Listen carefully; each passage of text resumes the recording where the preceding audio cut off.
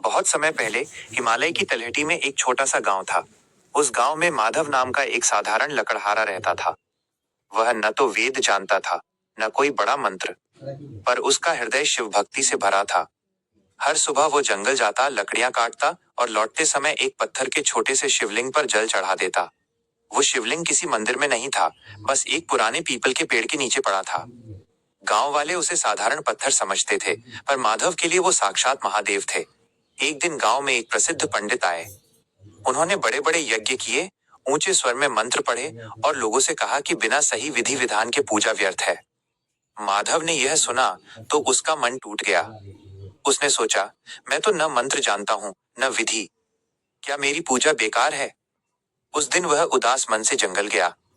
लौटते समय वो शिवलिंग के पास बैठ गया और बोला, भोलेनाथ, अगर मेरी भक्ति में कमी है तो मुझे क्षमा करना।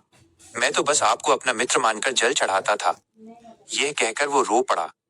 उसी रात गांव में भयंकर आंधी आई। पेड़ उखड़ गए, घर टूट गए, वही पीपल का पेड़ भी गिर गया। पर आश्चर्य की बात, शिवलिंग के चारों ओर एक अदृश्य घेरा था। वहां एक भी पत्ता नहीं गिरा। अगली सुबह गांव वाले हैरान थे।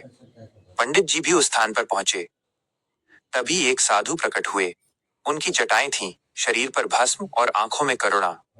किसी ने उन्हें पहले कभी नहीं देखा था। साधु ने मुस्कुराकर कहा, जिसने सच्चे मन से जल चढ़ाया उसकी भक्ति ने ही स्थान की रक्षा की है। माधव चौंक गया।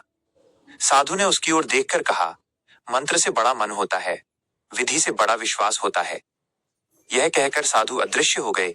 तभी सबको समझ आ गया कि वे स्वयं भोलेनाथ थे।